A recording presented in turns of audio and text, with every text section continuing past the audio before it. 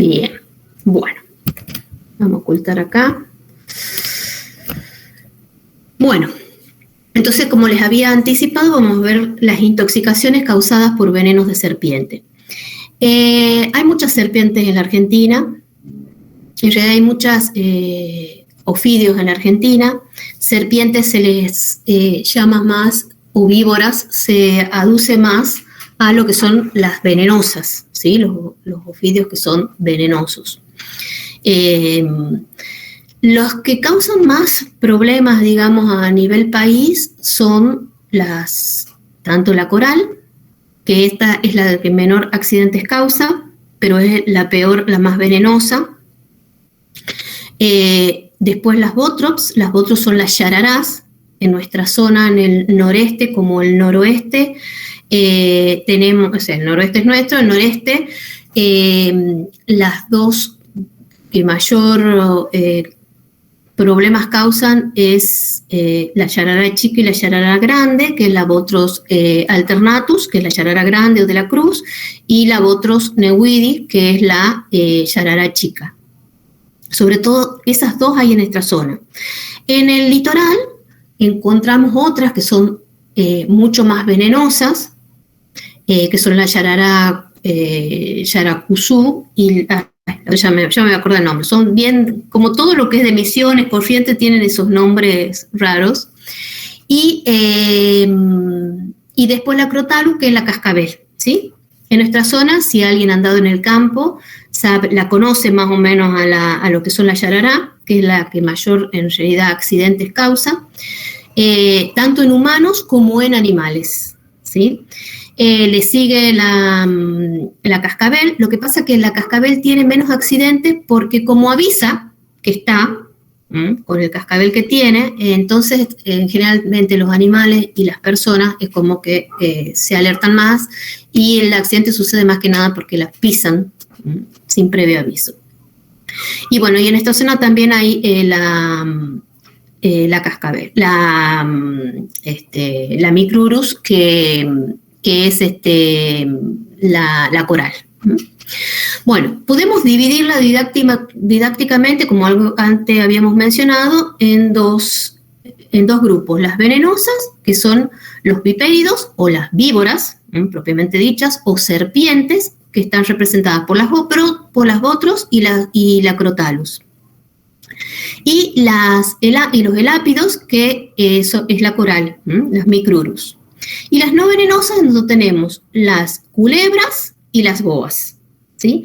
Las culebras y las boas, muchas culebras tienen veneno, pero el problema es que no pueden inocularlos porque el diente que inocula, porque no es un colmillo, sino un diente, generalmente lo tienen atrás. Entonces, en realidad, no son muy buenas para producir accidentes, ¿sí? Y bueno, y las boas directamente no tienen ningún tipo de veneno en sus dientes. Más que nada el problema es la fuerza con la que muerden. Bueno, algo habíamos dicho, entonces Botrus alternatus y Botrus newidis son las que encontramos en nuestra zona. La yararacuzú y la jararaca, esas son las dos que son más venenosas, ¿sí? Y bueno, gracias a Dios nosotros no las tenemos en nuestra zona. Después la Crotalus, que es la cascabel, y la Micrurus, que es la coral. Y las corales encontramos en el país principalmente dos. La Micrurus frontalis, que tiene 3 bandas negras, y la Micrurus corallinus, que tiene una banda negra, que tampoco la tenemos en la zona. Así que eso es lo bueno. ¿Qué es lo importante? Ustedes cualquier cosa, por favor, me paran, me preguntan, porque acuérdense que no está el doctor para que me vaya leyendo las preguntas. Y como me siento tan sola acá, díganme si me están escuchando. Sí, profe, sí se le escucha. Sí, profe, sí se escucha.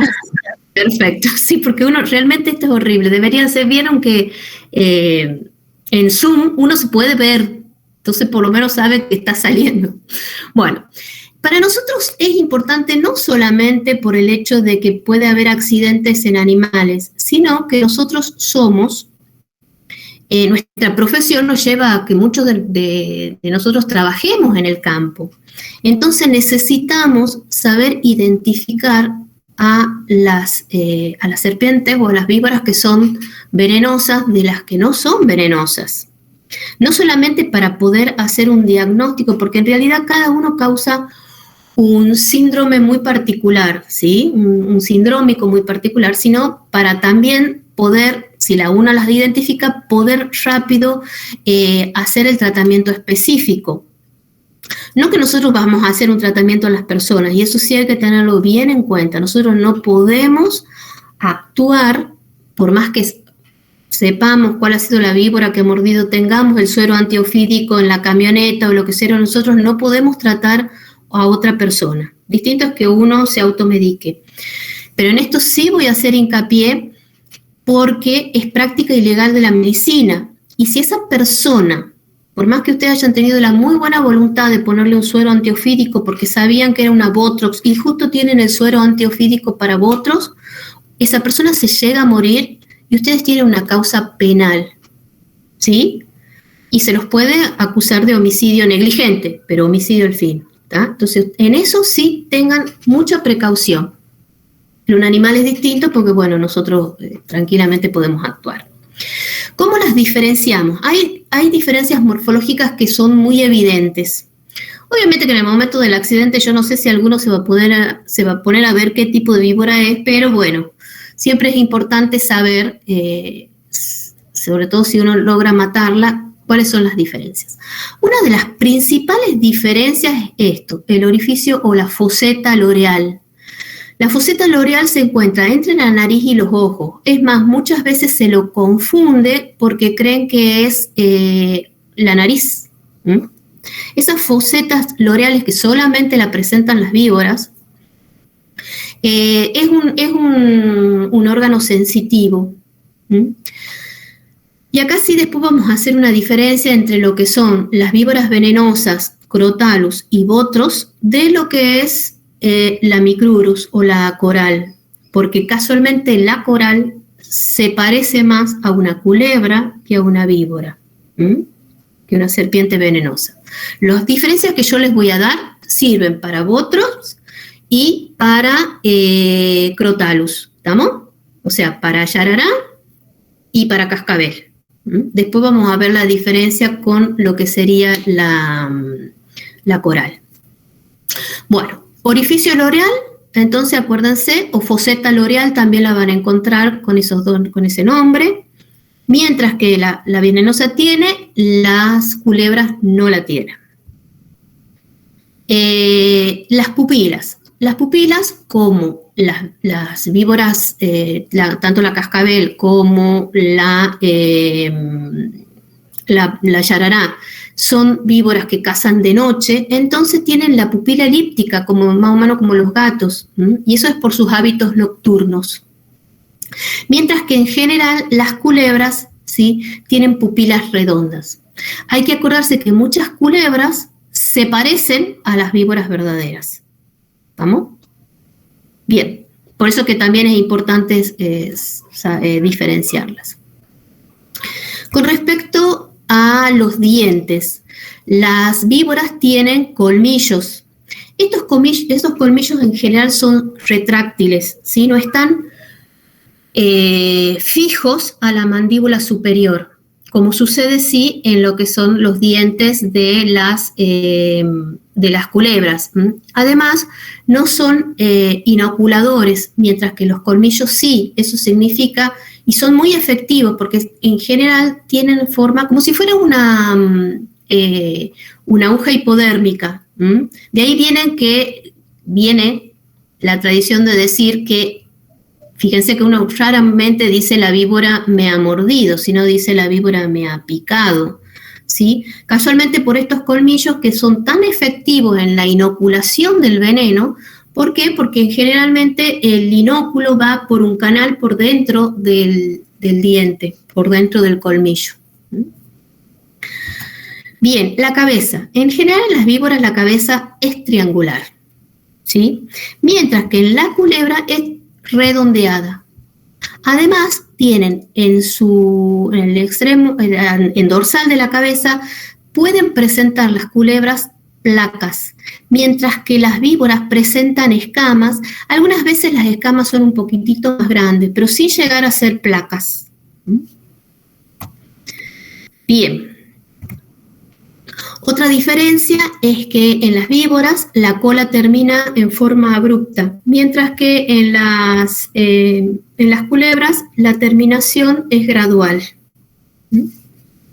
Principalmente la diferencia la vamos a ver en la cabeza porque es lo que podemos llegar a observar rápidamente. No vamos a ver los dientes ni los colmillos, no vamos a ver cómo termina la cola en general, pero sí la cabeza. Acuérdense, tipo triangular, las otras son más redondeadas. Estas diferencias principalmente sirven para lo que es cascabel y yarará, y otras víboras que nosotros no las tenemos en el país, pero sí en otros lados. Bien, esto vamos a pasar. Vamos directamente a lo que es Botrus alternatus. Botrus alternatus, acuérdense que es la yarará grande o víbora de la cruz. En nuestra zona es muy común la víbora de la cruz. Y la otra que también tenemos en la zona es Botrus neuwidii. Vamos a ver un poquito las diferencias. Botrus alternatus o víbora de la cruz, iba a decir el pelaje, el dibujo característico que tiene es como estos riñoncitos, ¿sí? A cada lado. Esta es la parte dorsal de la víbora. Y además, terminando estos riñoncitos, tienen como unos círculos. En algunos lados van a escuchar o van a leer que se parece a un teléfono, ¿sí? El diseño. Además tienen la panza, no es continuo el dibujo, la panza puede ser un amarillo muy clarito o puede ser blanca. Pero sí, la cabeza, acuérdense, acá está la cabeza es triangular, no se ve muy bien acá sí, fíjense, la cabeza es triangular y los dibujos estos en forma de riñoncitos. Mientras que Botrus fíjense de parecidas que son, esta es una culebra, este es otro tipo, esta es una yarará, pero de las que nosotros no tenemos acá. Esta es una Botrus neuwidii y al revés, el dibujito que tienen es como si fuera una mariposita. Fíjense, vista de arriba es como si fuera una mariposa con los extendidas, ¿sí? Con las alas extendidas. Fíjense acá, ¿sí? Como una mariposita. Y fíjense la cola. Ven que viene el cuerpo y de repente la cola se afina. La cabeza triangular.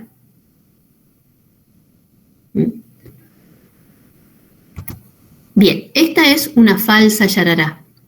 Tienen dibujos parecidos a los otros, manchas más claras, manchas oscuras, que están rodeadas por zonas más claritas, pero fíjense la cabeza tipo redondeada. Bien, acá se ve bien de vuelta el dibujo, como si fueran riñoncitos. Bien, ¿qué hábitos tiene? Viven en bosques, en pastizales, se las encuentra en zonas generalmente más áridas de la zona de Sudamérica. Lo que hay que tener en cuenta que en las yararas, bueno, sí, en esta zona nosotros la encontramos mucho en la zona de pedemontes, que son zonas de pastizales. Tiene hábitos exclusivamente terrestres y tienen hábitos crepusculares para salir a cazar. O sea, al atardecer es la hora en donde más aumentan su actividad. La alimentación son carnívoras, son predadoras y se alimentan esencialmente de roedores. Son ovovivíparas. Los venenos. Y acá sí es importante saber qué tipo de veneno tiene, porque así sabemos qué vamos a hacer y qué no vamos a hacer. El veneno de las yarará tiene acción necrosante, coagulante y vasculotóxica. Entonces va a causar un síndrome histotóxico hemorrágico. El tipo de lesión que va a producir más que nada es a nivel local, ¿sí? Sí puede producir un síndrome sistémico, pero el mayor daño lo realiza en forma local. ¿Por qué es necrosante? Porque tiene proteasas que degradan las proteínas, produciendo una degradación de todo lo que es la matriz celular, ¿sí? Va a causar no solamente muerte de lo que son las células de la parte del subcutáneo, de la piel, hasta puede llegar a todo lo que es el músculo, si es por ejemplo en los lugares donde hay musculatura, sino va a producir también una degradación de todo lo que son los capilares sanguíneos. Por eso es que hay hemorragias.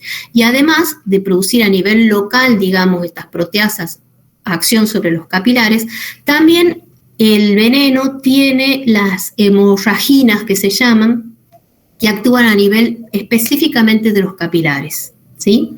Y además, bueno, fosfolipasa produciendo edema y necrosis. Empieza a actuar inmediatamente, pero los síntomas comienzan a los los mayores síntomas empiezan a los 15-20 minutos de fijado, de inoculado el veneno. Y el veneno se fija completamente a las 12 horas. El cuadro puede ser leve, moderado o grave. Este tipo de clasificación del cuadro rige más para lo que son las personas, pero también en los animales, que puede ser leve en caso en donde la víbora no ha podido inocular bien el veneno o la víbora se ha alimentado anteriormente. Es lo que sucede muchas veces cuando el animal o la persona no tiene un cuadro muy grave. Si la víbora se ha alimentado anteriormente, quiere decir, porque no produce veneno continuamente, sino tiene unas glándulas, que esas glándulas en el momento de inocular se contraen, ¿sí? Son unas glándulas son glándulas salivales en realidad modificadas, entonces en donde se almacena el veneno.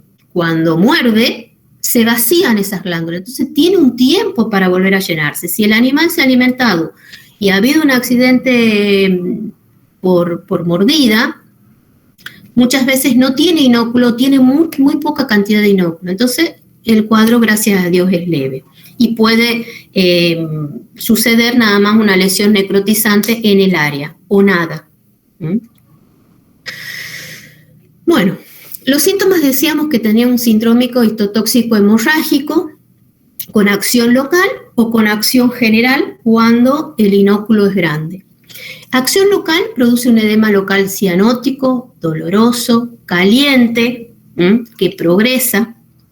Hay generalmente marcados los colmillos y puede haber sangrado o no. Se empiezan a formar ampollas con contenido cero hemorrágico y necrosis que lleva a úlceras y a una evolución tórpida, quiere decir una evolución mala, ¿sí? Una evolución grave.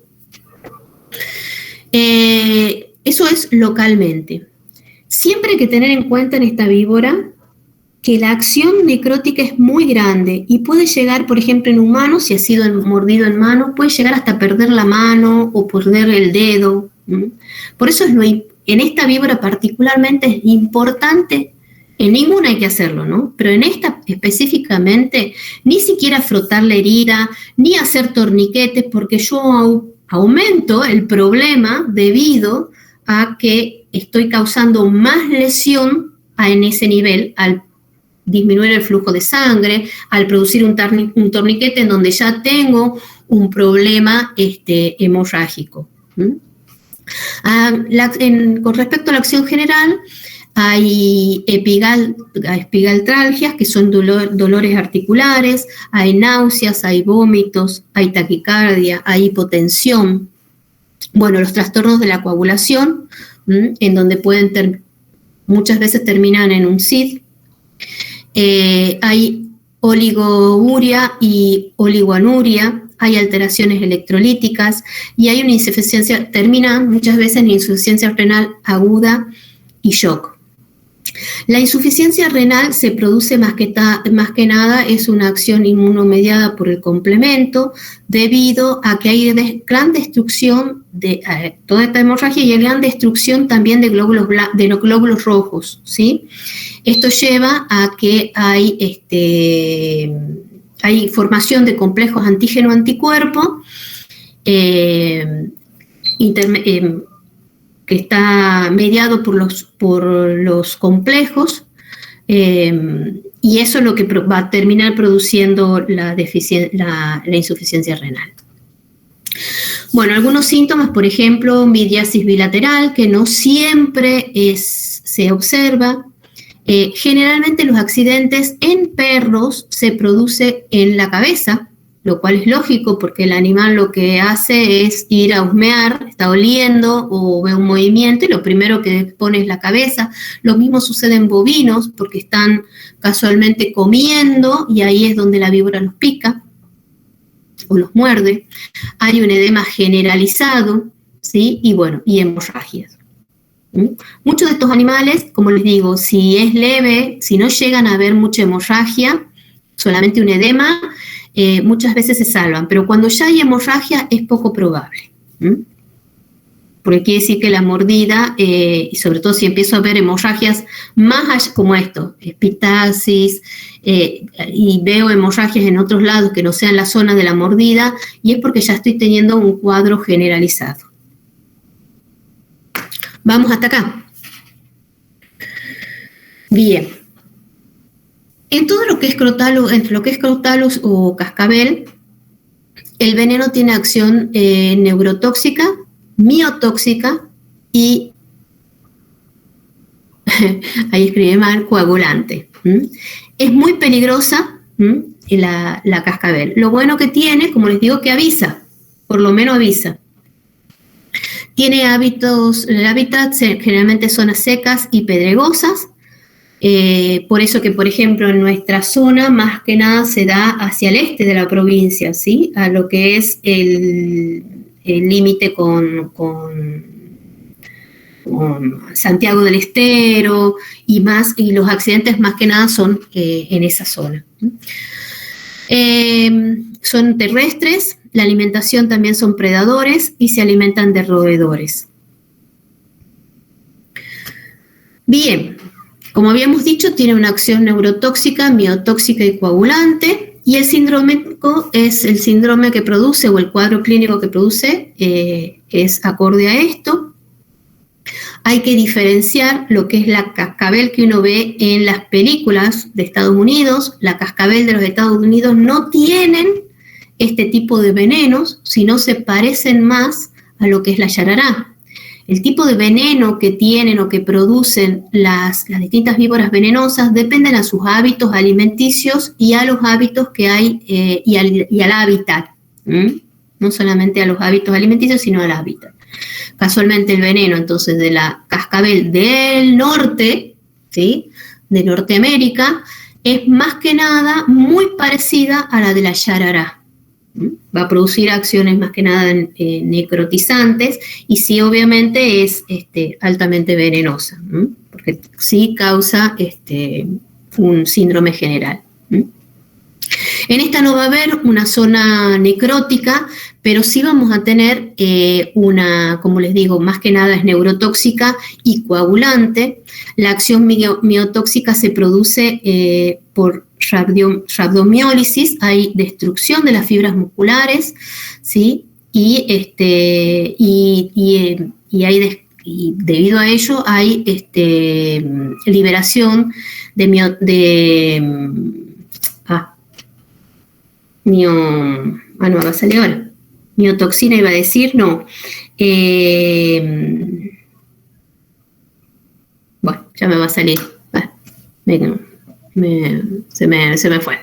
Entonces, ¿dónde estaba? Bien, está el complejo crotoxina, que lo que hace es casualmente producir la lesión más que nada a nivel del miocina, es lo que se libera. Va a producir más que nada la acción a nivel miotóxica. Bueno, otras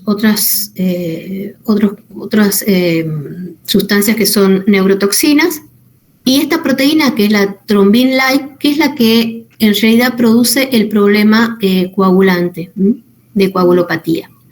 Los síntomas comienzan a los 15-20 minutos y se fija el tóxico mucho antes, a las 6 a 8 horas, que es lo que es la anterior, ¿no? También el cuadro puede ser leve, moderado o grave. A nivel local, lo que va a producir lo que se puede ver es los colmillos, hay un edema local leve, el dolor es local pero no progresa, y hay hipostesia o anestesia en la zona de inoculación. En la acción general hay vómitos, náuseas, somnolencias, hay parálisis muscular tipo anestesia con flacidez muscular facial, en el caso, bueno, sí, en los humanos, dificultad para deglutir y mialgias. La mioglobina, eso era lo que se libera, por eso es mioglobinuria, no me salía. La mioglobina es la que se libera, por eso la acción miotóxica lo que hace es la liberación de mioglobina, y esa mioglobina es la que también va a terminar produciendo una insuficiencia renal, ¿sí?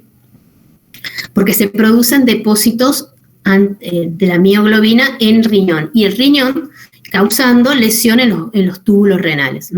Y terminando en una insuficiencia renal aguda. Bueno, hay oliguria, anuria, ¿sí? Y la persona o el animal muere por parálisis respiratoria. Bien, ¿alguna pregunta hasta acá? Sí, profe, yo tengo una pregunta. Como dice que produce parálisis, ¿podríamos, por ejemplo, sospechar también si viene un perro con mucha salivación por el tema de que no puede deglutir? Sí, es poco probable. Lo que vos vas a ver es un cuadro, porque actúa a nivel de si no me equivoco, actúa a nivel presináptico, las neurotoxinas. Y sí, porque la micrurus, que es la coral, tiene una acción presináptica y posináptica. Sí, esta es presináptica. Entonces, bueno, vas a ver salivación, porque todavía no, por ejemplo, no hay liberación de acetilcolina y todas esas cosas, en donde podés tener salivación y todo eso. Más que nada vas a tener un cuadro convulsivo. ¿Sí? Bien, sí. Más Gracias. Que nada eso. La micrurus casi no vas a ver cuadro. Es tan agudo el cuadro que casi no tenés tiempo de observar mucha sintomatología. Yo hace unos años hice un curso en Santiago del Estero, que daban todo sobre ofidismo y esas cosas. Y comentaban un caso, por ejemplo, de micrurus, en donde estaban en el laboratorio, porque ahí en Santiago del Estero está no me acuerdo cómo se llama el centro, pero ahí hacen suero antiofídico. Y bueno, en el Malbrán también. Entonces comentaban, en el Malbrán, no sucedió el accidente acá en Santiago, en donde había un técnico que estaba trabajando con una micrurus. El Malbrán está al lado, o sea, ellos decían que donde estaba trabajando el técnico con los sueros, y tenían como 100 metros para llegar a donde es la guardia del hospital. La persona no llegó. Esos 100 metros que lo llevaron urgente, la persona no llegó, porque es tan rápida la acción del veneno que casi es un cuadro neurotóxico, pero no tenés tiempo de ver mucha sintomatología. Terminan muriendo de un paro respiratorio, ¿sí? Más que nada, y cardiorrespiratorio. Lo que tiene la coral, que no es agresiva, no es una víbora agresiva como lo es la cascabel, ¿sí? La cascabel sí es una víbora agresiva. No necesita que la pises ni nada para que te ataque. En el acto se levanta, y esa es una de las características de ella. En el acto, el tercio anterior se enrosca y el tercio anterior lo levanta. Entonces tiene facilidad para maniobrar, digamos, y atacar. Esta víbora no es agresiva, no es muy grande, ¿sí? Mide 1,20 m, es más chica, mide 60 centímetros por ahí. En cambio, la cascabel puede medir hasta 1,5 m, 1,5 m, las más grandes. Esta tiene hábitos que vive en zonas rocosas, arenales, es una víbora tímida, donde trata siempre de huir, de mantenerse oculta. Si vos la pisaste va a morder, pero si vos va a tratar de, como te digo, de no atacar. Ahí dice carácter tímido. Son también predadoras y se alimentan de otras víboras más chicas, generalmente, o de culebras. Ahí les explicaba también que siempre trata de huir, pero si es acosada es recién ahí, y tiene una característica.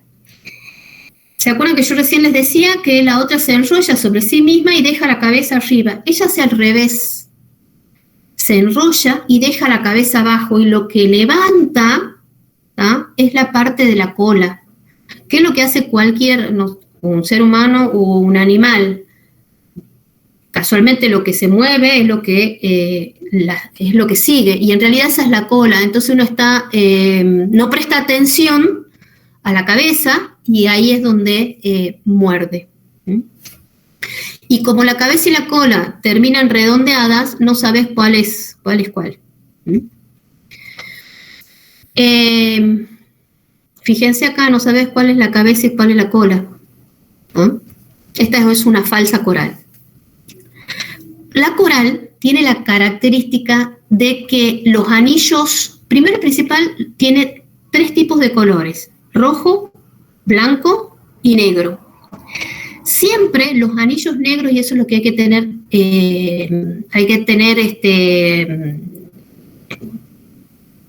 hay que observar eso, es que siempre los anillos negros tienen que ser impares, ya sea 1, 3, como en este caso, que es la micrurus que nosotros tenemos acá, en esta zona, o 5 también. Y siempre entre 2 anillos rojos hay números impares de anillos negros. ¿Estamos? 1, 3 o 5. Esas son las corales, la verdadera. Y los anillos son completos, ¿sí? En todo el cuerpo. Mientras que la falsa coral generalmente puede haber 2 o números impares entre anillos. Fíjense que ni siquiera por ahí son anillos, sí tiene los colores de la coral, pero ni siquiera muchas veces llegan a ser anillos. Fíjense acá, entre 2 anillos rojos tenemos 2 negros, en vez de tener 1, 3 o 5. La cabeza, el hocico es obtuso, ¿sí? Como si fuera una culebra. El cuello no lo tiene marcado. ¿Se acuerdan que nosotros decíamos que las víboras tienen, no sé si más adelante, no tengo otro dibujito. Los ojos son pequeños, ¿sí? Generalmente y son tirando a redondos. No tienen foseta loreal, no se les observa la foseta loreal. La cola es corta y frecuentemente está enrollada, y el cuerpo es cilíndrico y largo. Entonces, se parece más, si uno se pone a ver la morfología que recién decíamos que tenía la serpiente, se parece más a una culebra que a una víbora. Bueno, la opción es neurotóxica, compite en este caso con la acetilcolina por los receptores y tiene acción presináptica y postsináptica.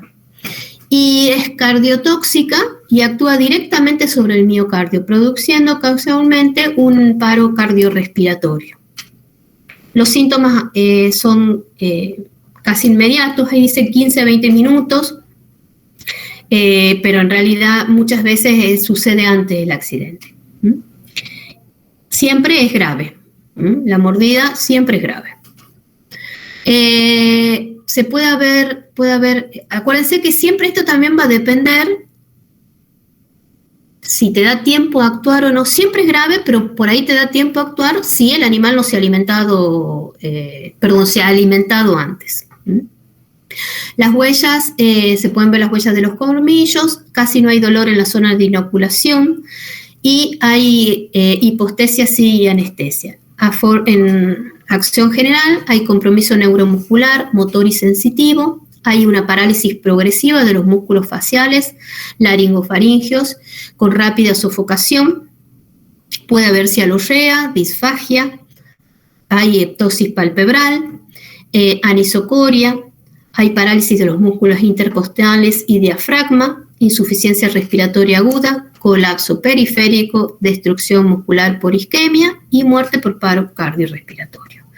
Esto se puede ver en forma progresiva o es tan rápido que no tenés tiempo de ver algunos de estos síntomas. Bien, en lo que respecta al tratamiento, todas estas víboras tienen su antitóxico específico. La cuestión es tener tiempo de llegar a colocarlos. Es muy difícil encontrarlos disponibles para animales. Nosotros en Tucumán los guardan, estos antitóxicos o estos sueros, en realidad son sueros porque lo que se hace es inocular, generalmente se inoculan en caballos, que son los mejores dadores de sueros. Se inocula pequeñas cantidades del veneno, entonces se van formando anticuerpos contra el veneno. Por eso que se llaman sueros. Obviamente que después se los purifica y todas esas cosas. Existen sueros específicos y ya vamos a ver polivalentes en donde hay para distintos tipos de víboras. En el caso de las botrops existen los bivalentes, que son polivalentes porque tienen más de dos tipos de víboras, que está compuesto para sueros contra Botros alternatus y Botros neowidi.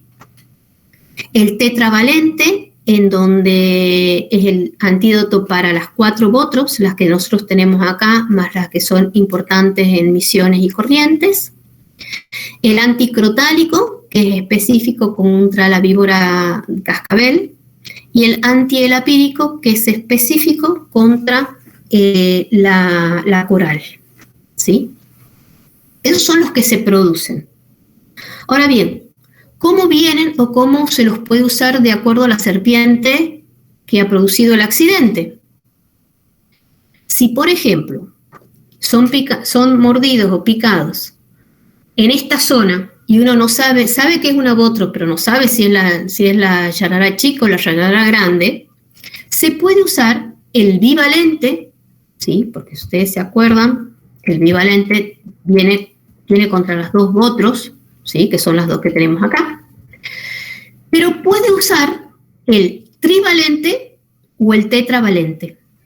El trivalente está formado por sueros contra las 2 Botros y la cascabel, el suero trivalente que se llama. Y el tetravalente, bueno, ya sabemos que viene contra la Botros también. ¿Van entendiendo eso? Porque es pregunta de examen. Si es picado un animal por una yarará, ¿qué suero podría usted usar? Entonces, el bivalente, el trivalente, que viene contra las 2 Botros y contra la víbora cascabel, o el tetravalente, que acá en esta zona no lo encontramos. ¿Qué pasa si es mordido por una víbora cascabel? Puede usar el trivalente o el suero específico, ¿tá? Que es anticrotálico. Y si es mordido por una coral, no me queda otra que utilizar solamente el que viene, el antielapídico. ¿Qué cantidad? Estas cantidades que figuran acá, más que nada, es para humanos, ¿sí? Pero en un animal chico nosotros podríamos llegar a usar esta dosis. Y si vemos que no tenemos respuesta, pasamos a la siguiente. El suero que es menos probable encontrar en esta zona es el antielapídico. De por sí todos son escasos, pero bueno, como les digo, el trivalente es el que mayormente, el bivalente y el trivalente son los que más se encuentran. Acá, quienes lo tienen almacenado es el 107, ¿sí? Pero ellos lo tienen almacenado para distribuir a los hospitales. En caso de accidentes, humano, ustedes tienen que ir o decir a la persona que vaya al Hospital Padilla o al Centro de Salud, ¿estamos? O el Avellaneda, que son los principales tres, Padilla o Avellaneda. Y ellos generalmente tienen en su stock algo de suero, y si no, mandan el 107. Esperemos que tengan stock, ¿no? Supuestamente lo tienen que tener. Es muy difícil, a mí me han consultado muchas veces para animales, es muy raro, a menos que justo un veterinario que haga campo, que tenga en su veterinaria algún suero, pero más que nada para uso propio, digamos, en caso de accidentes. Bueno, ¿qué es lo que no se debe hacer en caso de accidentes de mordidas de serpiente? Nunca dar remedios caseros. Y esto sirve no solamente para las personas, sino también para los animales. No aplicar ligaduras ni torniquetes, ni hablar de cortar la herida y chupar, que uno es lo primero que ven todas las películas. Eso no se hace. Primero, porque no tiene sentido, y segundo, porque estás lesionando más la zona. Acuérdense sobre todo la Botox. La Botox produce ya necrosis, y ustedes, si encima chupan, aprietan, o cortan, o queman, producen más lesión y hacen que encima haya más llegada de sangre y se distribuya más rápido el veneno.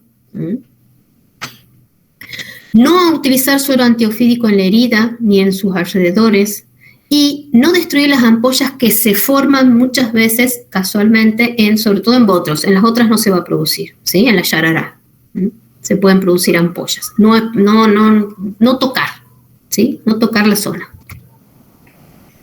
¿Qué sí se tiene que hacer? Sobre todo si es una persona. Mantenerlo en reposo, porque el hecho de que esté en reposo, el corazón está más tranquilo, a pesar de que me supongo que en esos momentos a uno se le quiere salir el corazón por la boca. Entonces la circulación de sangre se enlentece y estamos más preparados, hay menos circulación y que se distribuya el tóxico. Tranquilizarlo, administrar abundante líquido, agua o té, para que los riñones anden lo mejor posible. Cuanto mucho, lo que se puede hacer es apretarse inmediatamente un poco con los dedos, ¿sí? No sé si me ven. Pónganle que tengan acá la herida, lo que se hace es apretar un poco con los dedos para promover la salida de sangre, y es que se pueda salir un poco de veneno, pero en general siempre hay que tratar de no dañar la zona, de no causar más lesión.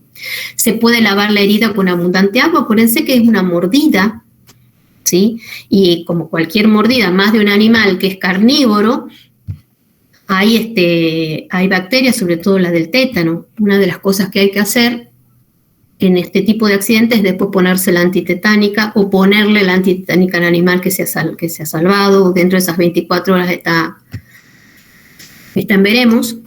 Y transportar inmediatamente al paciente, en el caso de nosotros, al hospital o centro ofídico más próximo, y en el caso de los animales también.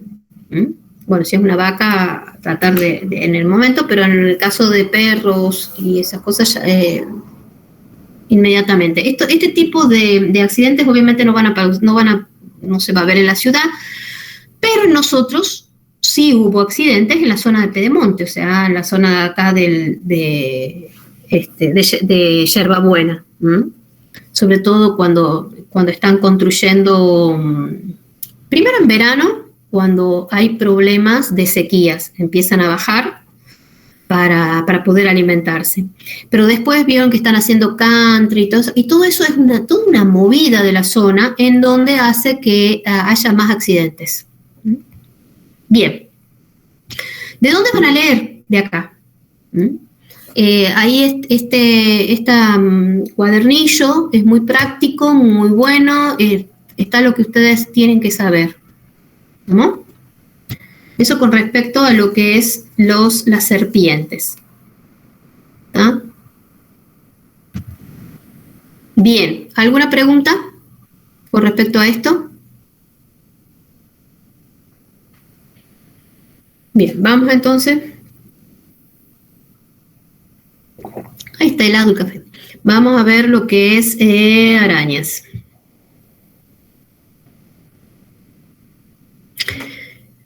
Todo lo que es arañas por ahí no es tan común, pero es importante saber y tener presente. Sí se producen algunos accidentes, sobre todo con Lactrodectes, que ya vamos a ver qué es esta, que es más común verla, porque sí tiene hábitos domiciliarios. En cambio, lo que es la viuda negra tiene hábitos peridomiciliarios, y bueno, y ni hablar de lo que son los escorpiones, ¿sí? Eso sí hay bastante, y en nuestra zona no solamente en animales, sino también en personas. Gracias a Dios, la gran mayoría de los casos no es mortal. Bueno, son del filo Artrópoda, ya saben, las especies que nos importa más que nada dentro del orden Araneae es el Laxoceles laeta, que es la araña violín, la Lactrodectus, que es la viuda negra. Esta es poco común en nuestra zona, pero si uno va a trabajar en el litoral, más que nada en Corrientes, Misiones, límite con Paraguay, con Brasil, esta araña, que es la Phoneutria, hay accidentes, ¿sí? Puede haber accidentes. Y dentro del orden escorpiones está el Titus trivitatus, que es el que nosotros está ampliamente distribuido en nuestra zona.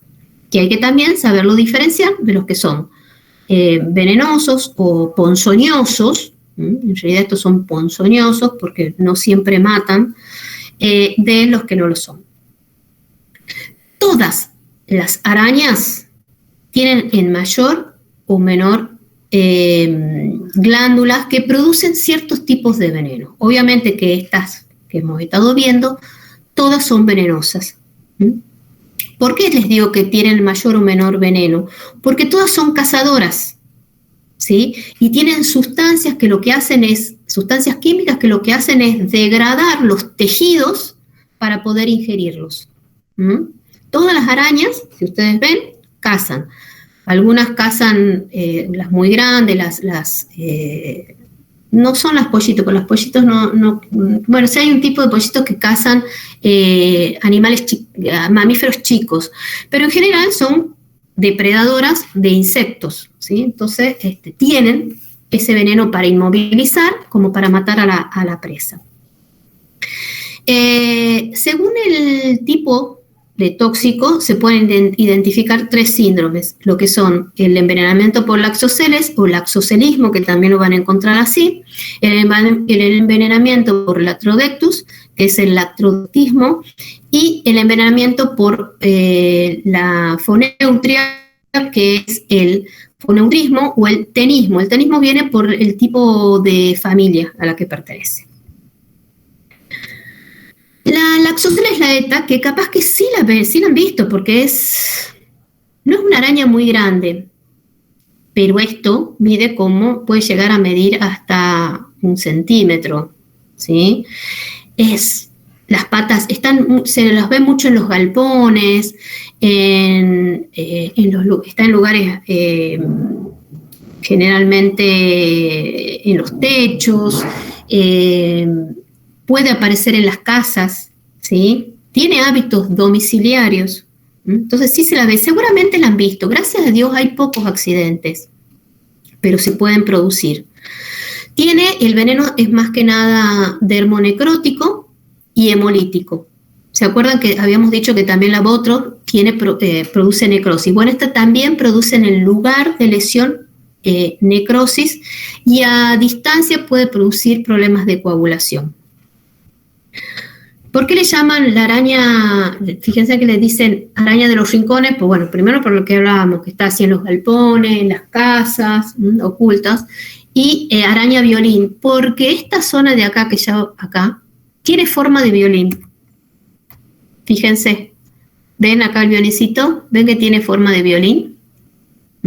Y abarca este violín más o menos la mitad, un tercio de lo que sería la zona del tórax. Esta es el abdomen, esto es el tórax. Acuérdense que las patas están ubicadas en el tórax. Bien, son de color café, gris, y bueno, y tienen esa mancha, como les digo, en forma de violín. Son bien patonas, digamos. Habitan en lugares oscuros, sucios, polvorientos. Bien. Los hábitos son domiciliarios, como habíamos dicho, detrás de muebles, de cuadros, de ropa en desuso, en galpones. Gracias a Dios tiene baja agresividad. Produce un síndrome dermonecrótico, como habíamos dicho, a nivel cutáneo local y a nivel cutáneo visceral puede producir un síndrome sistémico hemolítico. ¿Qué es lo que se va a observar en la zona local? Placas marmóreas que evoluciona a escaras necróticas y úlceras. Mientras que a nivel cutáneo visceral, y acá sí corre en este tipo de cuadro, que es sistémico, tiene mucho que ver la persona, sobre todo en aquellas personas que de por sí tienen problemas alérgicos, por ejemplo, ¿no? Porque más que nada es debido a una reacción al veneno. Fiebre, puede producir fiebre, escalofríos, hay hemólisis, hay ictericia y hay insuficiencia renal aguda, casualmente por la hemólisis. Y a nivel visceral, cuando ya se produce, tiene un síndrome muy grave y puede causar la muerte porque hay coagulación intravascular diseminada y vasculitis. ¿Cuál es el tratamiento? Si no es muy grave, higiene local, corticoides endovenoso, se puede colocar hielo en la zona, ¿sí? Fluidoterapia, se pone también la antitetánica y en lo posible el veneno específico, ¿sí? Fíjense. ¿Profe? Sí. Disculpe que interrumpa. Sí. Como acaba de mencionar de que se puede colocar hielo, cuando estábamos terminando de ver Ofidios, cuando salía el cuadro de todo lo que no hay que hacer, no mencionaba de no poner hielo.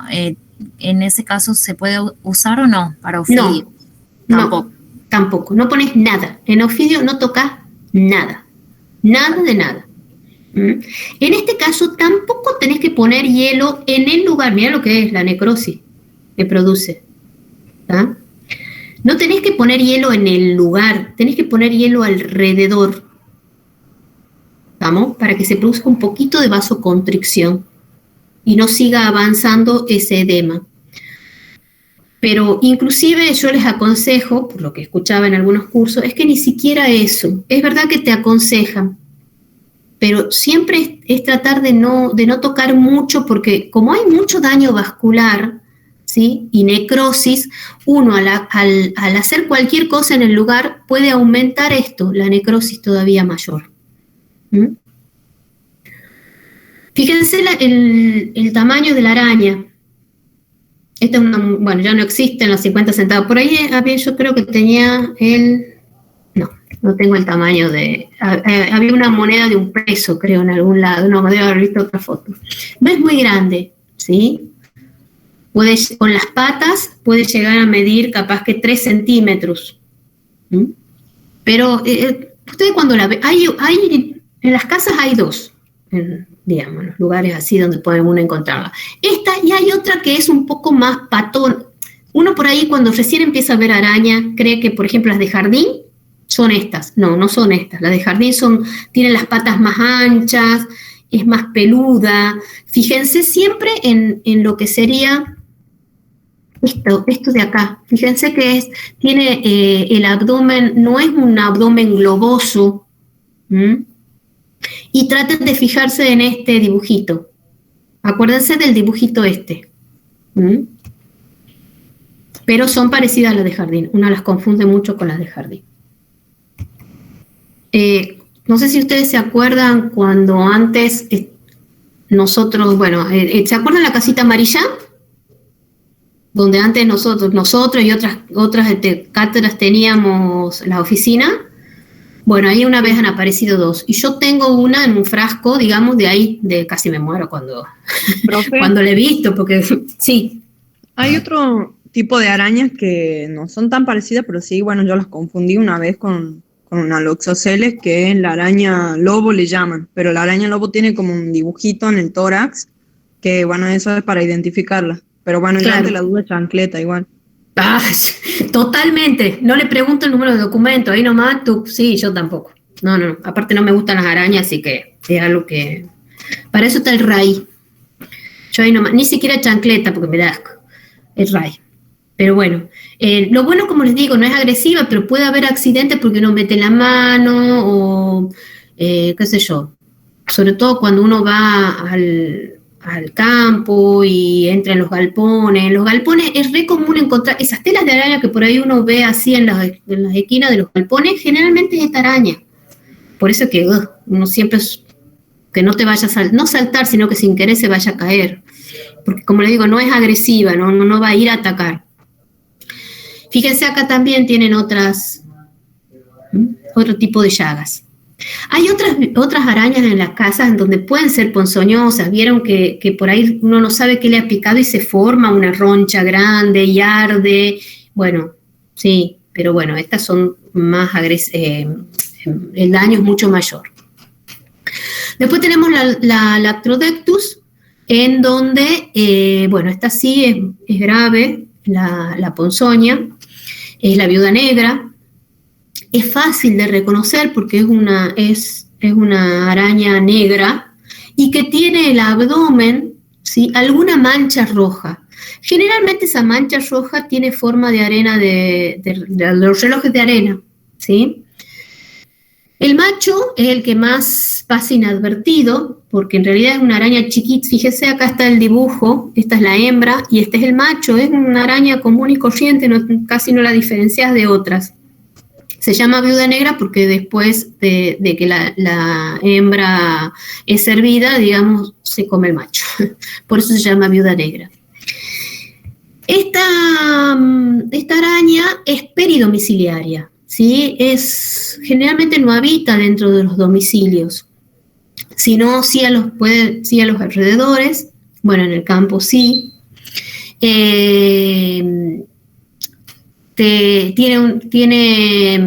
También no es agresiva, tiene baja agresividad, el veneno es neurotóxico. Lo que hace el veneno es generar poros en la neurona, lo que hace presináptica, en donde lo que hace es una salida masiva de neurotransmisores, y por eso causa el cuadro neurotóxico. Puede actuar a nivel local y a nivel general. A nivel local hay dolor, se siente como que va quemando, hay piel o erección, o sea, los pelos de la zona se erectan, hay edema localizado, y a nivel sistémico hay contractura muscular, no es que haya contracciones, sino hay toda una contractura muscular, hay abdomen agudo, alteraciones como hipertensión arterial, vómito, sudoración, secreción, excitación psicomotriz, hiperestesia generalizada. Bueno, lo que se hace es higiene local, corticoides, profilaxis antitetánica.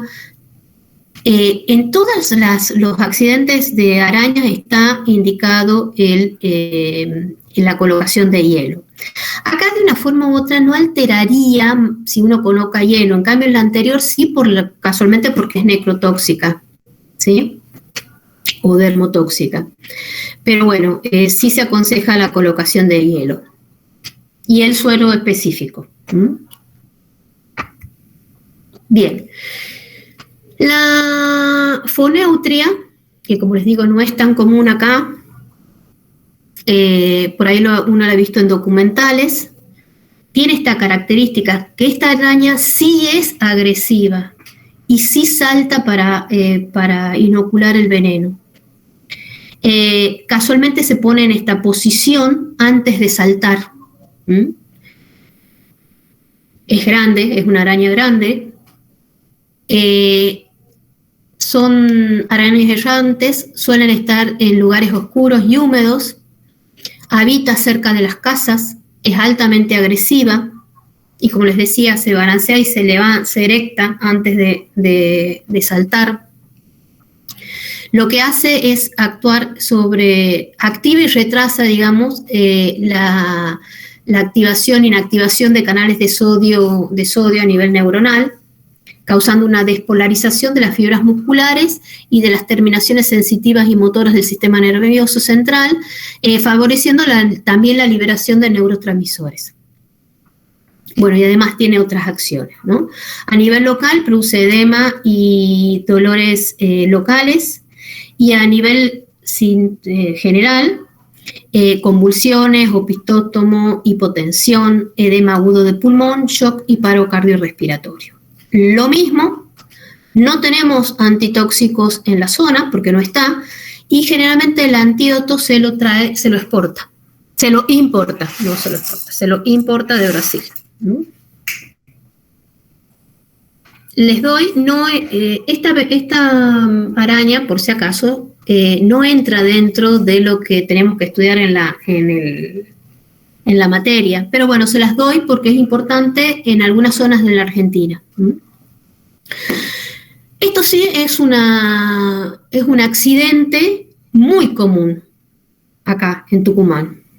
De los otros arácnidos casi no hay, o sea, por lo menos en nuestra área, en veterinaria, no se registran accidentes, pero de los alacranes sí se registran accidentes todos los años.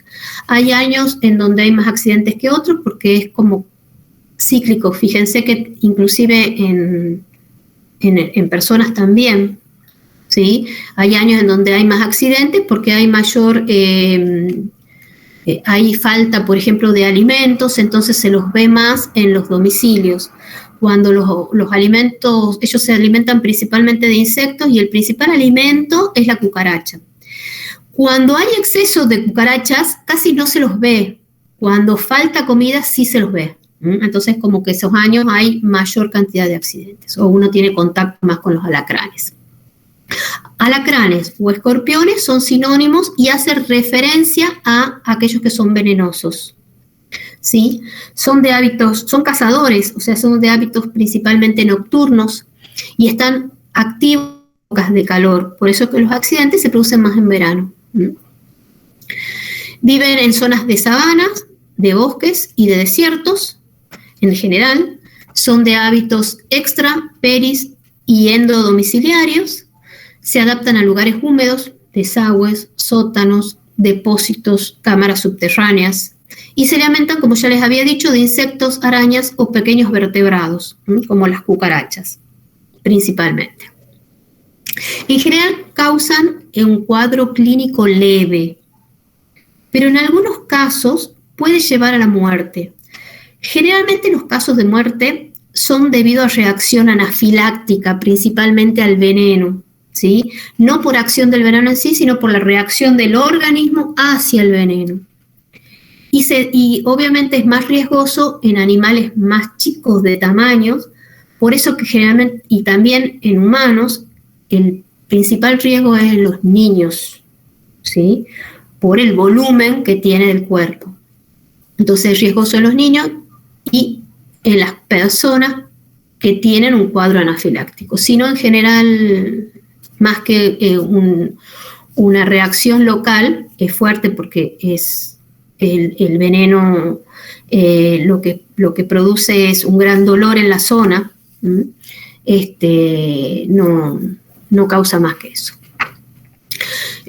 Obviamente dolor, calor, todos los síntomas de inflamación.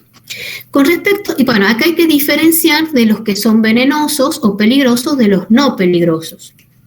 Entonces, principalmente, las diferencias están dadas en las pinzas o en los pedipalpos, en donde en el titus las pinzas son alargadas y finas, mientras que fíjense que en otras especies que no son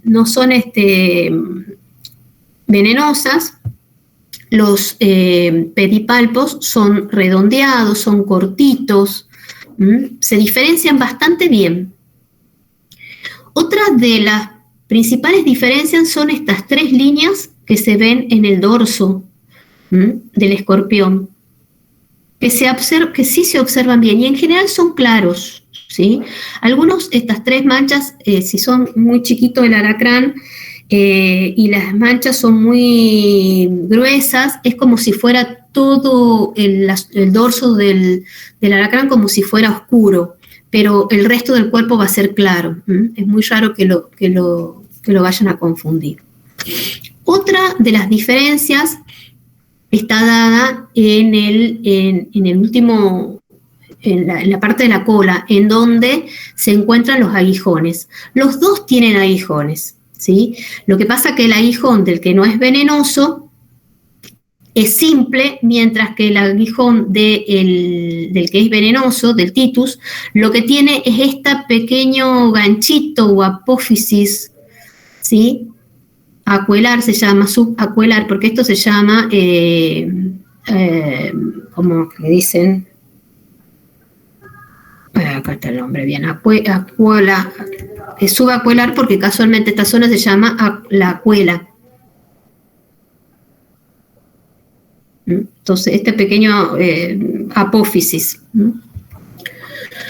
Bien, el Titus tributatus lo que tiene es un veneno neurotóxico, fosfolipasas A y escopolamina. Pero como les digo, generalmente es a nivel local. Estas son las 3 franjas que yo les decía, ven que se notan bien. Las pinzas, que son bien finitas, y el aguijón, con la apófisis. Bien, fíjense en esta foto, la hembra, esta es una hembra, y estas son todas las crías. Generalmente las crías son son chicas y son blancas. Después, a medida que van creciendo, van tomando coloración. La hembra los transporta sobre el lomo. Es una madre muy prolija y cuando ella se desplaza, los lleva con ellas. No es que los deja en una cuevita o los deja que se críen solos. No, y los alimenta hasta cierto momento en donde se van, donde pueden ya cazar. Pero, así que si alguna vez matan a alguno y les sale así muchos alacrancitos, era una hembra que estaba transportando a su cría. A nivel local produce un dolor punzante, eritema, leve edema, hay cesación de hormigueo, contracciones musculares fibrilares y piloerección, ¿sí? A nivel general, cuando hay reacción, hay alteraciones psicomotrices, convulsiones tónico-clónicas, alteraciones cardiovasculares y respiratorias, cialorrea, vómito, hipotermia y paro cardiorrespiratorio. Pero generalmente sucede esto. Es más, las veces que yo he tratado animales que han sido picados por alacranes, han tenido una reacción local y gracias a Dios no ha pasado más que eso. El antitóxico, lo que se hace es, hay antitóxicos, pero como les digo, generalmente no se necesita. Es más, a las personas lo que se hace es observarlas, ¿sí? Y si empieza a ver el médico que tiene algún otro tipo de reacción, se coloca el antitóxico. Si no, lo único que se hace es corticoides, antihistamínico, gluconato de calcio, se le puede poner atropina según si hay cialorrea o se cree que es conveniente. En algunos casos se puede llegar a debridar la zona, pero no es aconsejable. Sí es aconsejable la colocación de hielo, en este caso en particular, porque disminuye la absorción del veneno y alivia el dolor, y fluidoterapia. Y observación en el caso de los animales. ¿Qué prevención y control tenemos que hacer en general en todo lo que son los accidentes por arañas? Bueno, siempre lo que hay que hacer es limpieza, ¿sí? Limpieza periódica de los lugares oscuros y frescos, sobre todo dentro del hogar. Uno entiende que, por ejemplo, en el campo es imposible en un galpón, pero en las casas sí es necesario. ¿Por qué? Porque estos sirven para alojamiento de arañas y alacranes, fumigaciones, tanto para las arañas y principalmente para los insectos, que son de los que se alimentan. Revisar los lugares húmedos y oscuros, colocar, en el caso, por ejemplo, de los alacranes, los tejidos de malla en los resumideros, porque ahí casualmente es donde están, son lugares húmedos, son lugares oscuros, y también es el lugar donde van a encontrar su alimento, que son las cucarachas. Tratar de revocar paredes, cielos rasos, tapar las grietas, porque ahí es donde los pueden servir de hábitat. Y control principalmente de cucarachas, porque sirven de alimento para los escorpiones. Bueno, ahí tienen la bibliografía, y toda esta bibliografía la pueden bajar de internet, porque están ahí las direcciones, y esto está en la bibliografía que les doy al principio, y también tienen algunos por ejemplo, el cuadernillo de las arañas, de los alacranes, se encuentran en el drive de la cátedra. Bien, ¿preguntas sobre esto? ¿Están ahí? Sí, profe, bien. Pero sí se Sí, acá estamos. Sí están. ¿Saben lo que no he tomado? Es asistencia, así que ahora les voy a tomar asistencia. Ahí está, ya pasé lista, bajo la lista ya que estamos.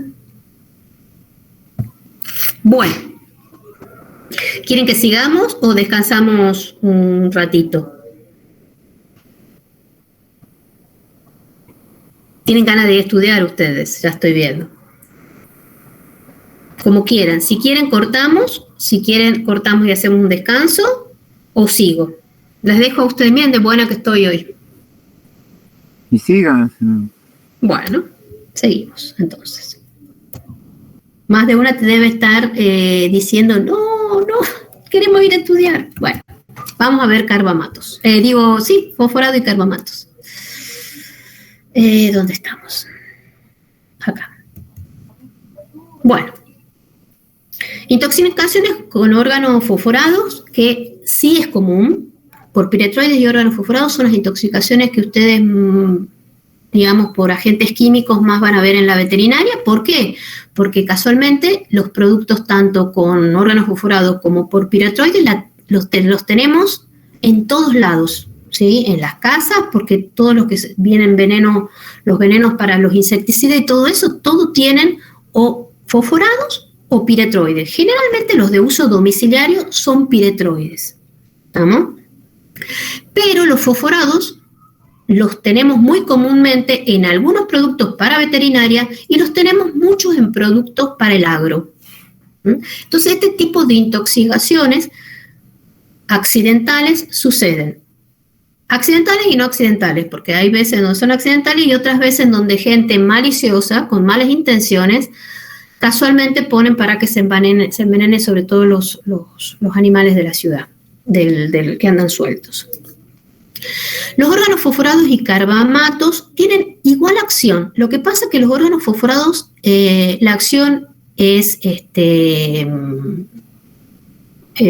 irreversible, mientras que los carbamatos, la acción es reversible. ¿Qué es lo que producen los dos? Producen la inhibición de la actividad de la acetilcolinesterasa. Puede ser la acetilcolinesterasa es la que degrada la acetilcolina que se va acumulando en forma postsináptica. Entonces, como no se degrada esa acetilcolina, lo que produce es una hiperactividad neuronal persistente por sobreestimulación del sistema nervioso parasimpático. Eso quiere decir que yo voy a tener síntomas parasimpáticos, ¿tá? Como les decía recién, la inhibición de los órganos fosforados es irreversible, mientras que la de los carbamatos se une en forma reversible a la colinesterasa. Por eso es que generalmente los talcos que vienen para animales, para cachorritos, que dicen para perros y gatos, vienen con carbamatos, porque son igual de tóxicos, pero a un nivel menor. O sea, sí pues, se pueden intoxicar, pero es menos fuerte que la intoxicación por órganos fosforados. ¿Estamos? Son productos activos utilizados para el control, bueno, de pulgas y garrapatas, collares, spray. Pueden absorberse por vía cutánea, digestiva y respiratoria. La presentación y duración de los síntomas depende del compuesto actuante, el grado de exposición, la vía de absorción, la solubilidad en lípidos y la tasa de degradación metabólica. ¿Estamos? Generalmente los carbamatos tienen una tasa de degradación más metabólica y por eso que también son reversibles. ¿Estamos? Pero siempre en todo este tipo de intoxicaciones por sustancias químicas, o la gran mayoría, no todas, depende mucho de la dosis. ¿Estamos? Si la dosis es... Por eso es que se dice, si hay una intoxicación de esto y ha sido, por ejemplo, a través de algún producto que se haya puesto en piel, lo que hay que hacer inmediatamente es bañar al animal para que no se siga absorbiendo el tóxico y no sea una dosis más grande. Bien, los órganos fosforados pueden ser el clorpirifos, el diclorbos, el triclorfón, el diacinón, hay muchos. Los carbamatos, el carbalilo y el propoxur, fíjense que si ustedes trabajan en una veterinaria, el propoxur está en muchos talquitos, ¿sí? Se utiliza, como les digo, para mascotas, inclusive viene también en polvos para aves y polvos para aves ¿cómo se llama? Ornamentales o que se utilizan como mascotas, y también para conejos, porque son carbamatos. Bien. Los animales susceptibles. Todos los animales son susceptibles, nosotros también somos susceptibles, pero dentro de los carnívoros son más susceptibles los gatos, por su tipo de metabolismo, los perros, sobre todo los que tienen mayor masa corporal magra, o sea, sin grasa, porque se absorbe más fácil. ¿Qué pasa con los animales gordos? Hay que tener mucho cuidado porque se mantienen los tejidos, entonces en forma inmediata quizás no tengamos intoxicación, ¿tá? Pero sí, a medida que pasa el tiempo, puedo tener una liberación lenta que se ha acumulado en la grasa, y empiezo a tener una acumulación, empiezo a tener un síntoma tóxico que se llama lento o progresivo por la liberación lenta desde el tejido graso. Por eso que los que no son magros tienen una intoxicación más aguda.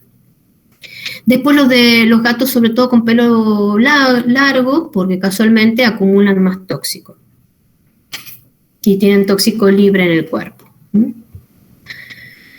Bien, habíamos dicho que casualmente tienen una sobreestimulación del sistema parasimpático. Entonces los síntomas que voy a tener son muscarínicos, nicotínicos y también síntomas generales.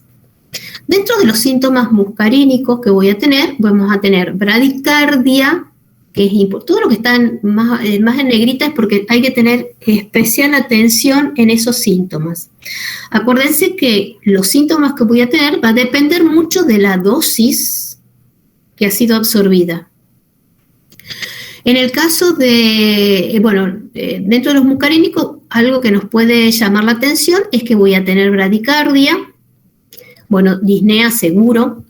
A nivel de digestivos, tialismo, o babeo, puede tener vómito, diarrea, cólicos, hipomotilidad gastrointestinal. Muchos animales llegan a la consulta a pesar del tialismo, pero llegan todos sucios porque se han hecho arriba todo lleno de materia fecal. Este es otro síntoma que hay que tenerlo en presente. Si yo tengo bradicardia, miosis y tialismo, son 3 síntomas que me tienen que hacer sospechar de una intoxicación por órganos fosforados. La miosis. Es más, me va a hacer ver, cuando yo esté haciendo el tratamiento, cuando yo ponga la atropina, que es casualmente el antitóxico en este caso, esta miosis, ¿qué va a hacer la pupila? Que va a estar dilatada, va a empezar a contraerse.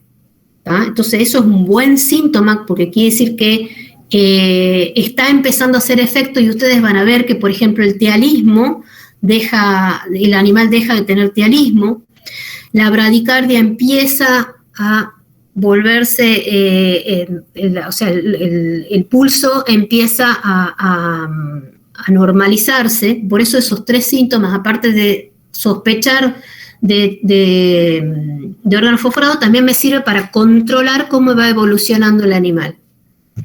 Bueno, hay subduración, hipersecreción. Esos son debido a los síntomas, a los síntomas muscarínicos. Debido a los síntomas nicotínicos, lo que hay fasciculaciones, ¿sí? No es que el animal está teniendo una convulsión tónico-clónica, sino que ya voy a ver si se puede ver en algo que tengo, y si no, después ven ustedes acá en donde les voy a dejar, es las fasciculaciones en todo el cuerpo. Y después empiezan con rigidez. A ver, por acá yo tenía, ¿dónde está? Aquí.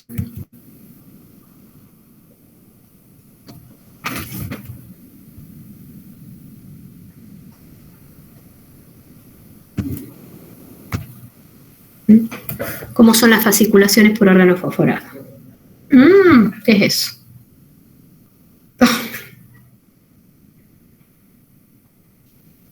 Bien, bien. Siempre puede fallar, siempre puede fallar. A ver, ahí.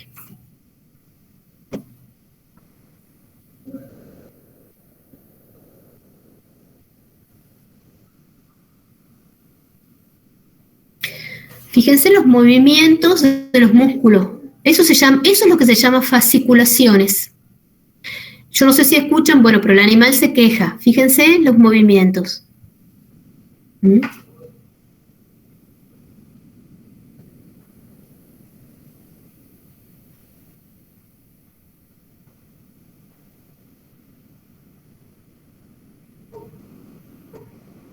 Bien.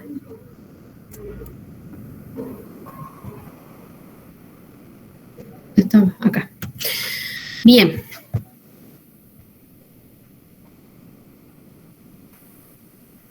Con respecto a, entonces, tengan siempre en cuenta las fasciculaciones, la bradicardia, el tialismo, la miosis.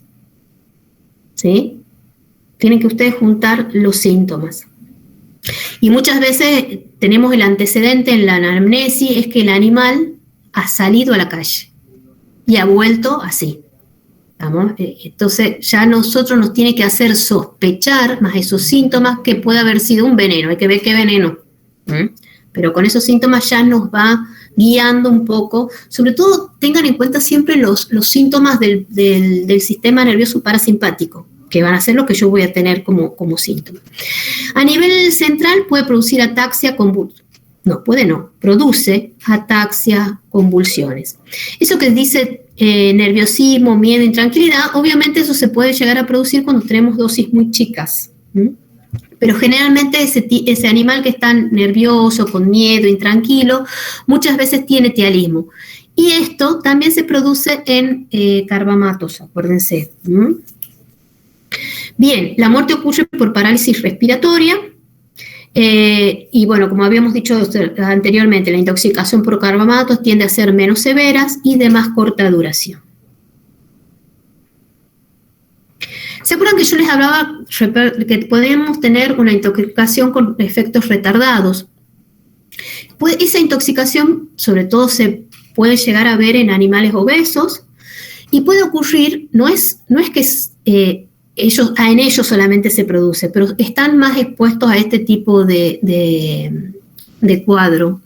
Puede ocurrir algún tiempo después de la intoxicación aguda, o en esos animales obesos, un fenómeno neurológico con polineuritis, parálisis de faringe o miembros, puede haber ceguera, sordera u otras manifestaciones de axionopatías debidas a la inhibición de esta sustancia que está dentro de diversos tejidos y que se llama así NTE, que es una carboxilasa, que se encuentra, como les decía, en distintos tejidos y está asociada a una neuropatía retrasada casualmente producida por los organofosforados.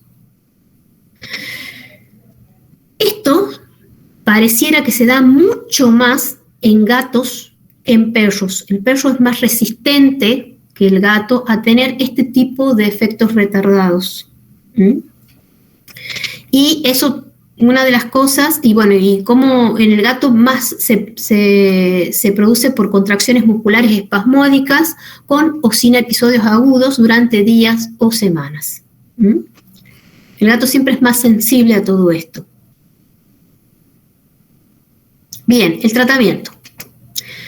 Acá el tratamiento, la estrella es la atropina, porque es la que me va a contrarrestar todos los síntomas de los órganos fosforados o los carbamatos. A pesar de que el órgano fosforado es irreversible la acción, a largo plazo, si yo le pongo atropina, puede revertirse el efecto si la dosis no es muy alta. Por eso que se usa atropina en todos los casos. Si ustedes se fijan, la dosis es 0,2 a 0,4 miligramos por kilo. Es 10 veces más que la que se utiliza, 100 veces más de la que se utiliza como preanestésico, ¿sí? Acuérdense que la dosis que se utiliza generalmente es 0,044 o 0,04 miligramos por kilo como preanestésico, como medicación preanestésica. Acá es mucho más, 0,2 a 0,4. ¿Cómo se hace? Se hace en forma se saca la dosis y se pone un cuarto. Yo empiezo generalmente con un cuarto. Nunca he puesto media del vamos. Un cuarto endovenoso. La mitad le hago subcutánea. Y dejo ese otro cuarto que no he puesto. Espero un rato y veo cómo responde. Si veo que no responde, le hago endovenoso lento, ese otro cuarto que restaba. ¿Sí? ¿Y cómo se va haciendo? Se va repitiendo a respuesta, cada 4 a 6 horas la atropina. ¿Vamos? Después viene la pralidoxima, que es muy difícil de encontrar. Hay que comprarla generalmente en farmacias. No es fácil de encontrarla, pero es un reactivador de la colinesterasa. Acuérdense que esto actúa no haciendo que actúe la colinesterasa, ¿sí? El órgano fosforado. Si recién ha sido ingerido el tóxico, puede inducir el vómito o hacer lavado gástrico. Después de haber pasado 4 horas, ya no puedo hacer nada. Inmediatamente puedo utilizar carbón activado para bloquear un poco la absorción del tóxico y bueno, catártico salino, que más que nada es para eliminar, ya sea a través del vómito, el tóxico. Lavar con agua y jabón bien la piel, que generalmente la gran mayoría de los accidentes en la casa se producen a través de la piel, no tanto por la ingestión, ¿sí? Diazepam para controlar las convulsiones, dipirona para el dolor, duele mucho. A mí me ha pasado que uno nota, después de haber puesto la atropina, pone la dipirona y el animal realmente se calma bastante. Acuérdense que están con fasciculaciones, tienen el abdomen agudo, entonces la dipirona anda muy bien. La ponen para el dolor, no porque tiene fiebre, porque si uno le toma a ese animal la temperatura, obviamente va a estar en 40 o más de 40. Pero ¿por qué creen que ha aumentado, por qué creen que está en hipertermia ese animal?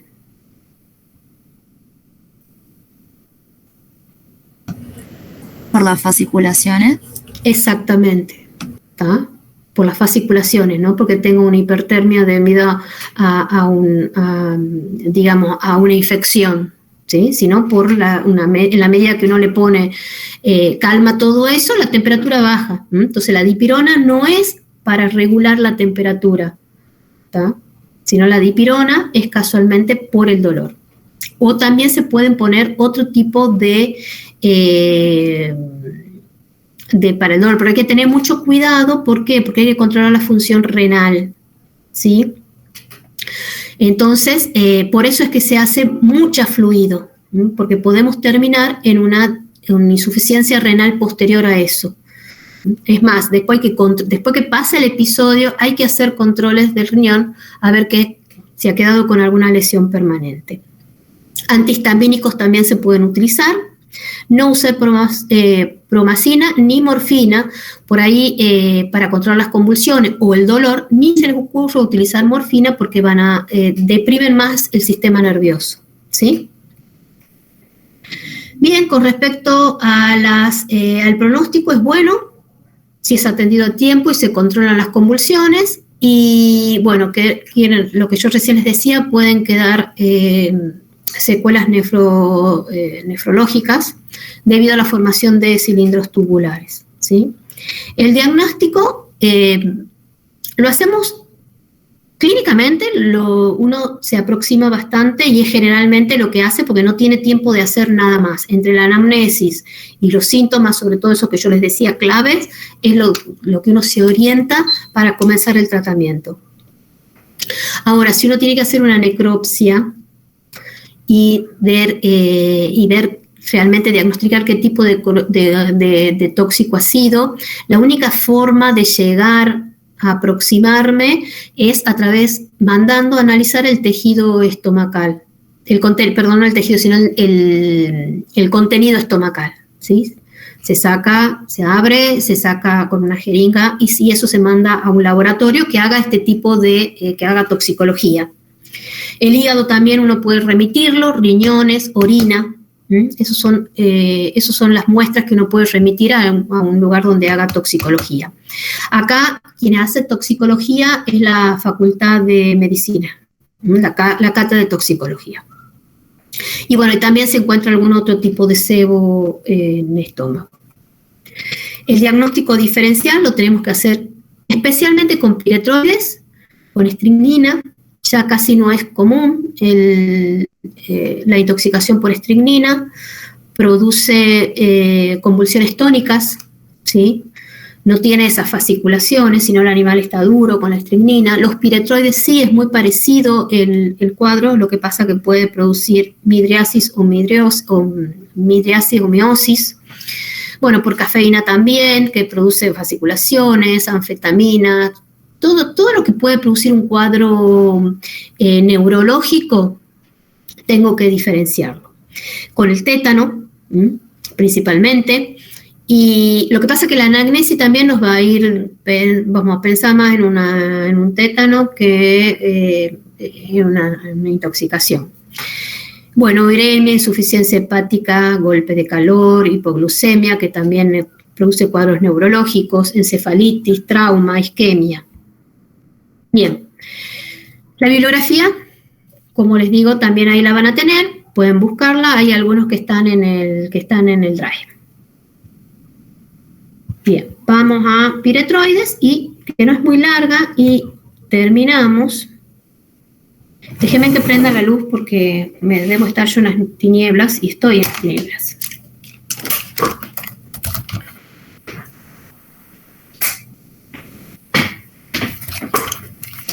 Bien, hasta ahora vamos, ¿verdad? Sí, profe. Bueno, con respecto a la intoxicación por piretrinas o piretroides, tenemos dos tipos de piretroides que no vienen al caso. Algunos son, de acuerdo al grupo, digamos, que lo forman, pueden ser divididos en naturales y no naturales, y los que son sintéticos. Lo importante es que lo mismo, no importa cuál sea, estos actúan principalmente a nivel de los canales de sodio, haciendo que, ya sea actuando en la bomba sodio-potasio y produciendo una despolarización de las membranas de las neuronas. Unos van a actuar eso nomás y en el caso de los del tipo 2, lo que hacen es además actuar a nivel del GABA y el glutamato en los receptores respectivos. Pero no hay diferencia en el cuadro clínico, ¿sí? Lo que ustedes tienen que saber es que casualmente actúa de todas las células en los canales de sodio y potasio, produciendo un aumento de la polarización o una falta de despolarización. Las piretrinas son los compuestos naturales, ¿sí? Los piretroides son los compuestos sintéticos. Y dentro de los compuestos sintéticos, que son los que generalmente nosotros estamos en contacto, porque también vienen en insecticidas, ya sea en forma de purón, de pipeta, bueno, la pipeta y purón es lo mismo, los collares, los líquidos para los baños. Hay de distintas generaciones. ¿Esto por qué? Porque van saliendo siempre, al ser sintéticos, se van mejorando las fórmulas. Los productos utilizados, bueno, casi todos los productos utilizados para pulgas y garrapatas están formados por piretroides. Tienen buena absorción por casi todas las rutas, ¿sí? Aunque por vía oral son menos tóxicos, ¿sí? Porque hay del mismo compuesto.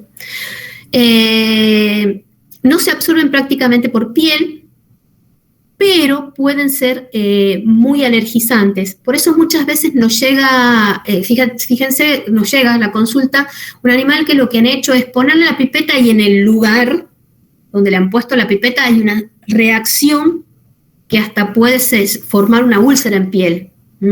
O el animal, uno le pone el polvito y se empieza a rascar, y no hay nada más que rascado, porque son de producir alergias. Lo que hay que hacer inmediatamente es tratar de sacarle el producto. Lavarle siempre, cuando sucede eso, siempre aconsejar, porque muchas veces nos llaman por teléfono, entonces en el acto aconsejar, ya lo baña con abundante agua y jabón. Los compuestos absorbidos son rápidamente metabolizables, por eso es que son menos tóxicos, también depende de la dosis, menos tóxicos que los órganos fosforados. Lo que sí hay que tener mucho cuidado es que son muy sensibles los animales de sangre caliente, de sangre fría, iba a decir de sangre caliente, sangre fría. Por eso tengan cuidado y aconsejen, cuando uno da insecticidas o algo para el ambiente, que tengan cuidado con las tortugas, que tengan cuidado con los peces, cuando fumigan, si están en ambientes en donde voy a tirar este tipo de productos, hay que sacarlos, porque son los más susceptibles. Y obviamente que los animales de sangre caliente, pero con temperatura subnormal, o sea, nunca intenten poner ninguno de estos productos en un animal que está enfermo, que tiene la temperatura subnormal, porque es probable que causen una intoxicación. Siempre son más sensibles los cachorros de ambas especies, y los gatos, debido a que una de las formas de metabolizar los piretroides es a través de la vía del gluconato, ¿sí? Entonces, y como los gatos tienen un problema hepático de la detoxificación a través de esta vía, de esta ruta metabólica, entonces son más susceptibles. La intoxicación suele ocurrir varias horas después de la exposición al tóxico, y puede haber, y existen casos de presentación mucho más retardadas, hasta 24 horas. En general el cuadro es reversible, recuperándose prácticamente el animal dentro de las 24 a 72 horas. En la forma leve puede haber tialismo, sacudidas podales, espasmos de pabellón auriculares, depresión leve, vómitos o diarrea profusa y dolor abdominal. Podemos encontrar bradicardias a medida que van aumentando los síntomas, aumento de los ruidos pulmonares debido a un edema pulmonar, hay jadeo, disnea, tos. Puede haber midriasis o miosis. ¿Vamos? Acuérdense que los órganos fosforados producen midriasis. Miosis. Hay depresión marcada, hay ataxia, hay tremores musculares, hay convulsiones. También puede cursar con agresividad, depresión, estupor, coma y muerte. Y en el caso de las reacciones alérgicas, bueno, como cualquier reacción alérgica, hay urticaria, hiperemia, prurito, anafilaxia cuando ya es mucho más marcada, shock, disnea, quise poner ahí, y rara vez muerte, pero sí puede suceder sobre todo en animales muy chiquitos y sobre todo si son gatos. Acá tengo para mostrar en un gato, tiqui, no, acá.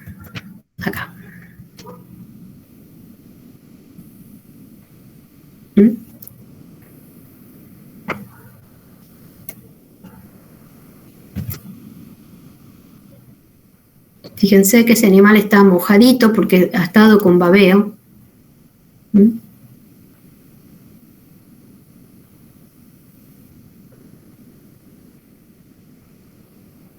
Bien, más o menos para.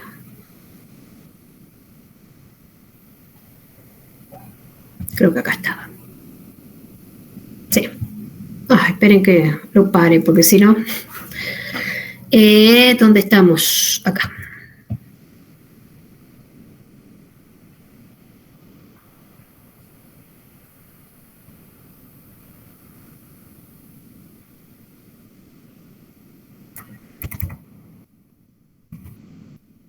Bien, el tratamiento. Como venimos recalcando, bañarlos con agua y detergente, si el contacto fue por piel, y secar bien. ¿Tá? Siempre, si lo llaman, obviamente que si es en la veterinaria, por ahí es complicado. A mí me ha pasado animales, yo no tengo peluquería, pero bueno, uno tiene ahí la pileta donde se lava las manos y esas cosas, y si es un animal chico, me ha pasado 2 veces que lo he tenido que poner bajo el agua porque recién había sido la intoxicación, el animal estaba mojado porque le habían puesto el producto, entonces eso inmediatamente bajo el agua y lavarlo, porque si no se sigue absorbiendo, ¿tá? Entonces siempre hay que bajar, para cuanto menos sea la dosis, mejor es el pronóstico. Se puede hacer lavado gástrico, igual que en la otra intoxicación, con carbón activado, atropina a dosis preanestésica.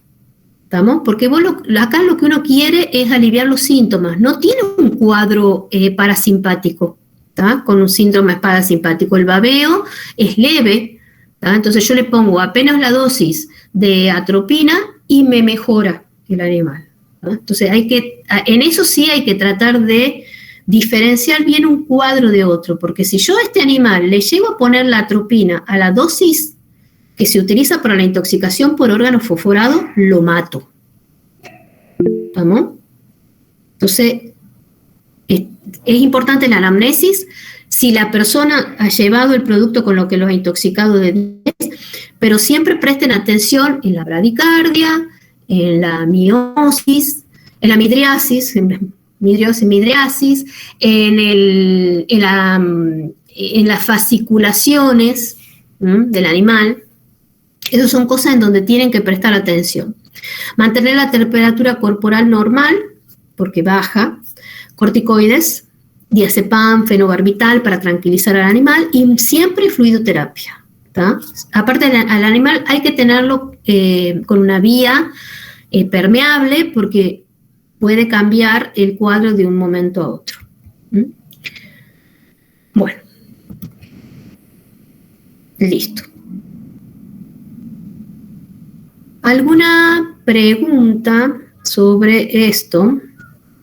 Déjenme que salga de dejar de presentar. Profe, no me quedó muy claro la diferencia entre lo que se observa en los piretroides y los órganos fosforados. No, porque a ver, en los piretroides te puede dar cualquier cuadro neurológico. Acuérdense que esto actúa a nivel de la membrana de todas las células, ¿sí?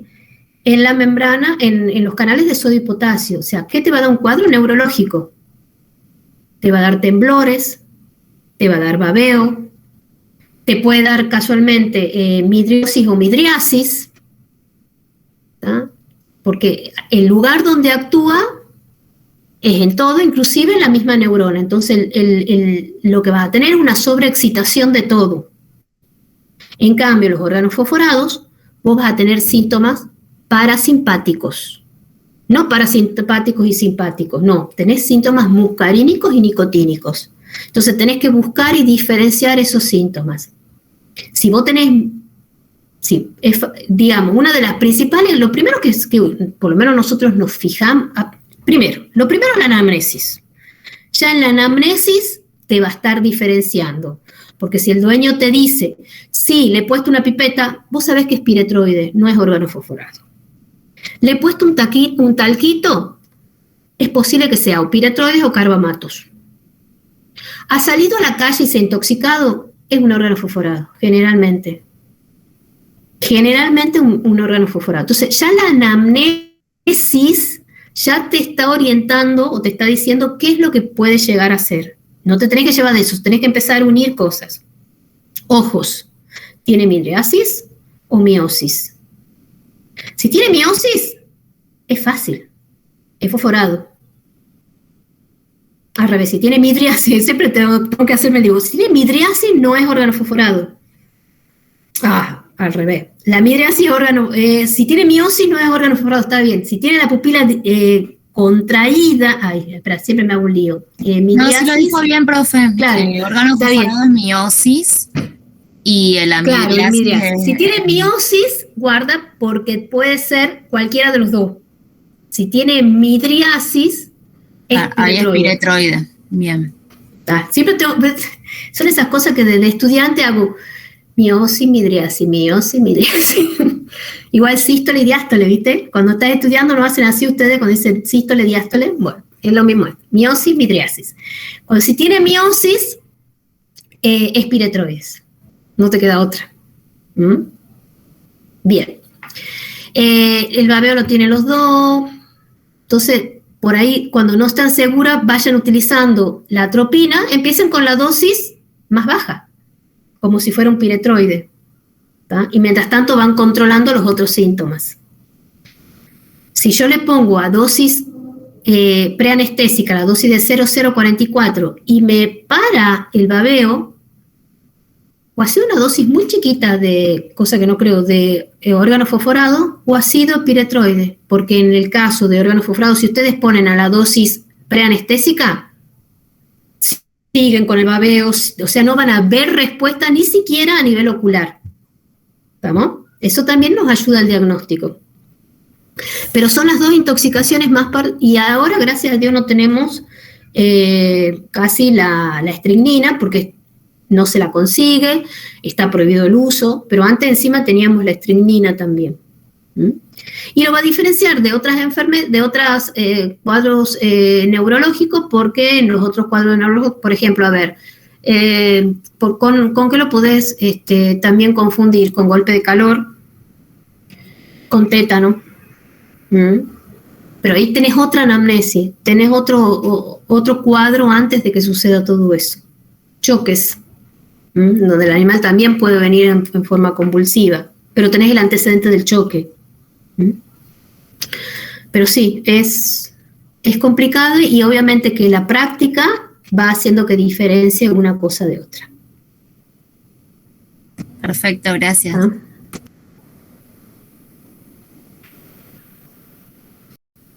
Y aparte hay una cosa, que generalmente es muy raro la intoxicación por piretroides que sea que tenga manifestación tan clínica así como el órgano fosforado. Generalmente el órgano fosforado, la riqueza de síntomas es mucho mayor que el piretroide. El piretroide es generalmente un poco de babeo. Bueno, en el gato uno puede tener esos movimientos, pero más que nada los piretroides te van a causar que el animal, una reacción local, y que el animal esté muy decaído, por ejemplo. El órgano fosforado es más, la manifestación clínica es mucho más exuberante. Bien. Bueno. Todo lo demás les voy a subir en el aula, ¿sí? Enseguida se les activo. Y bueno, les voy a mandar un mensajito. Quedamos entonces a las 6 de mañana, ¿verdad? Sí, profe. Mañana a las 6. Bueno, una preguntita. La alumna Taranto, ¿el apellido puede ser? ¿Se encuentra? Está... Bueno, no importa. quería preguntarle una cosita a ella, pero bueno, no importa. Entonces, bueno, listo. Vayan a estudiar, vayan a repasar. Nos estamos viendo, si Dios quiere, mañana. Vamos a estar en comunicación, cualquier cosa a través de